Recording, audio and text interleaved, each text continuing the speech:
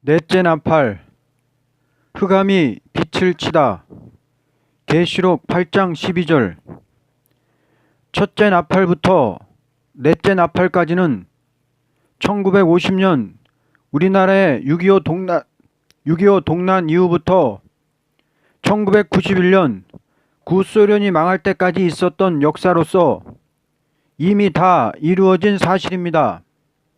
왜냐하면 첫째 나팔에서 피 섞인 우박과 불이 땅 3분의 1을 태웠다는 것은 1950년 중국이 완전 공산화되면서부터 세계 땅 3분의 1, 세계 인구의 3분의 1이 공산주의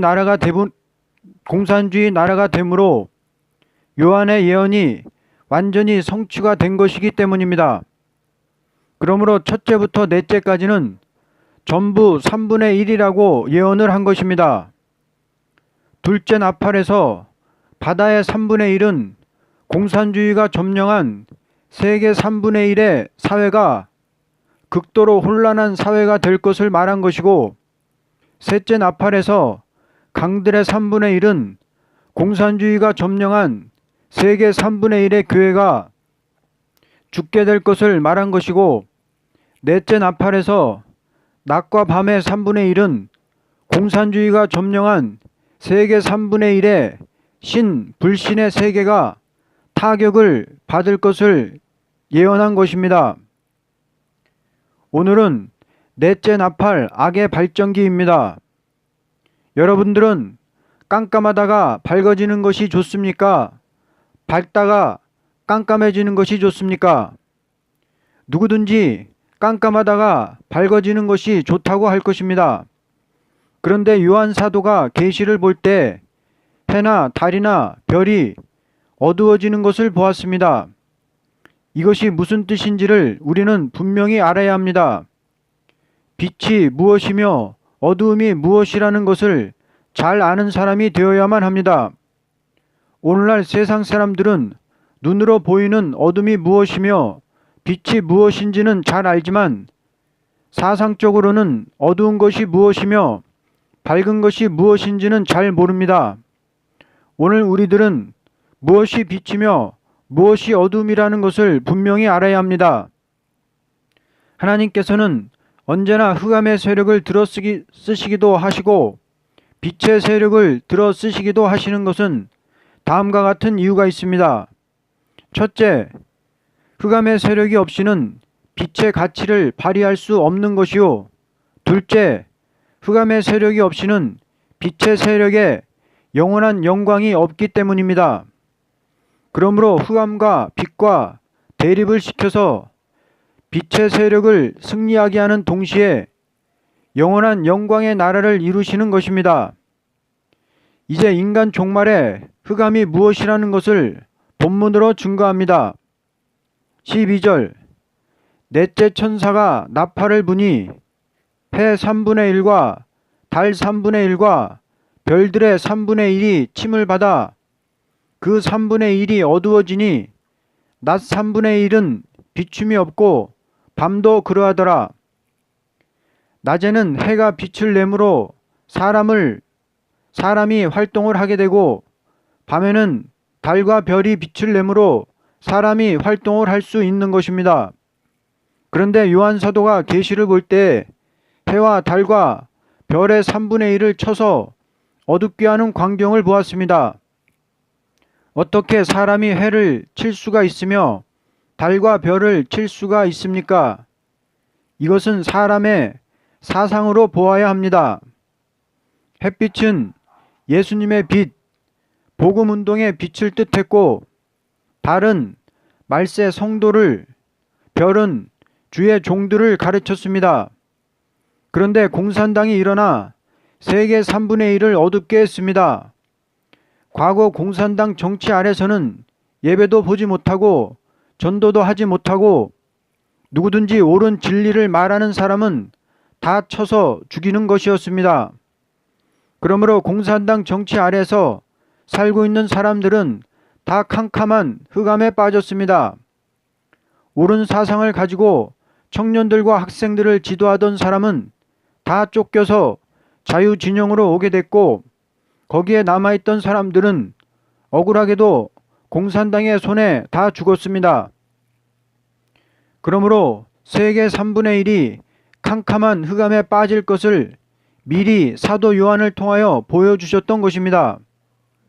우리나라를 본다 하여도 이북에는 흑암이요 이남에는 빛이 있습니다. 계시록에 보여진 대로 세상은 3분의 1이 어두워졌습니다. 북한은 아직까지 그 흑암에서 벗어나지 못하고 있는 나라입니다. 우리는 그 어두운 세상에 살지 않고 남한에 사는 것이 얼마나 복된 일인지를 알아야 합니다. 만일 우리가 지금 북한에 산다고 생각을 해보시기 바랍니다. 참으로 끔찍한 일입니다. 신앙의 자유가 없다는 것은 죽음과도 같은 것입니다. 넷째 천사가 나팔을 부니 해, 달, 별의 3분의 1이 침을 받아 그 3분의 1이 어두워지니 낮의 3분의 1은 비춤이 없고 밤도 밤의 3분의 1도 비춤이 없다고 요한 사도는 보았습니다. 이것은 참된 빛의 활동인 기독교 복음 운동과 성도의 자유와 참된 지도자들의 주권이 타도를 당하고 종교의 암흑세계가 오는 광경을 보여준 것이니 낮도 밤도 그러하다는 것은 신앙세계나 불신세계나 다 암흑세계로 떨어졌다는 것입니다. 신앙인은 신앙의 자유를 잃어버린 것이요 불신자들은 복음을 들을 기회조차 빼앗기게 되면서 다 흑암에 잠기게 된 것입니다. 반기독적인 정권 밑에서 종교 박해로 이루어진 암흑세계는 지상의 3분의 1에 이루어졌던 예언입니다. 과거 이 땅 3분의 1의 지경 내의 흑암이라는 것은 종교 탄압의 흑암이었습니다. 해와 달과 별을 쳐서 어둡게 한다는 것은 종교 탄압을 가르친 것입니다. 극동아시아에서 유럽까지 북방 전체가 종교 탄압의 흑암이 덮였던 것은 모든 선지의 예언과 계시록의 예언이 응한 것이니 이것이 불가피 인류적인 화가 올 징조가 됩니다. 신불신을 막론하고 다 침을 받았습니다. 인구적으로나 지역적으로 3분의 1이 종교교육의 흑암시대를 이루게 된 것은 하나님께서 잠깐 동안 적그리스도의 세력을 용납하신 것입니다. 왜냐하면 환란을 가져올 동기를 이루게 한 것입니다. 어느 선지나 하나같이 인간 종말의 흑암은 북방에서부터 종교 탄압의 정치가 있을 것을 말했습니다. 북방의 넓은 땅을 흑암의 정치의 탄압을 받게 한 것은 누구든지 다 이것을 보고 인류 종말의 화가 올 징조인 줄 알고 각성하라는 것입니다. 이제 다섯째 나팔이 불게 되면 이 종교 탄압을 했던 일곱머리 러시아에서 마지막 적그리스도가 나와서 땅 3분의 1이 아니라 온 세계를 탄압할 것이니 정신을 차리고 깨어 기도하라는 것입니다. 첫째부터 넷째 나팔까지는 이미 다 이루어진 사실이고 앞으로 다섯째, 여섯째, 일곱째 나팔을 불면 세상이 끝나는 것이니 때가 얼마나 임박했는지를 알라는 것입니다. 이 일곱머리 소련이 나와서 첫째부터 넷째 나팔의 역사를 하면서 이전에 6머리 짐승이 그랬듯이 성도를 핍박하되 이전에 없었던 핍박을 한 것은 인류적인 화가 올 징조입니다. 공산정권 아래서 수천만 명의 성도의 피가 억울하게 땅을 적신 것은 7머리 짐승이 심판을 받아야 할 이유이고 또한 아벨부터 모든 순교자들의 원한을 갚게 되는 일이 됩니다. 계시록 18장 24절에 선지자들과 성도들과 및 땅 위에서 죽임을 당한 모든 자의 피가 그 성 중에서 발견되었느니라 라고 말씀했습니다.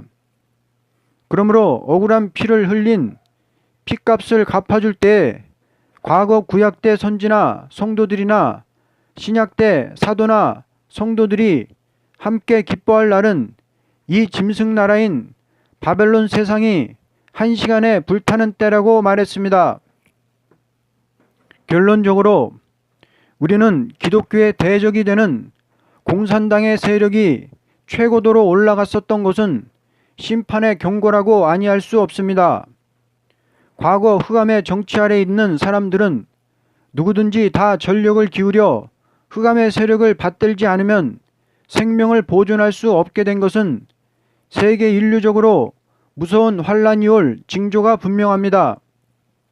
이것은 누구든지 다 바로 깨닫고 하나님께 돌아오라는 경고의 막대기인데도 불구하고 오늘의 종들이 방심적인 태도에 머물러 흑암을 대항해 싸울 무장은 갖추지 않고 오히려 흑암의 세력 앞에 머리를 숙이는 난관이 왔습니다.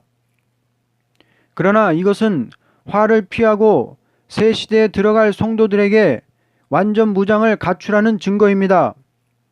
그러므로 누구든지 종교 탄압의 흑암 세력과 타협을 한다는 것은 음녀적인 행동이 되는 것입니다. 이러한 난국을 당한 우리는 항상 흑암에 빠질까 조심하는 마음에서 전혀 기도에 힘을 써야만 되는 것입니다. 아멘.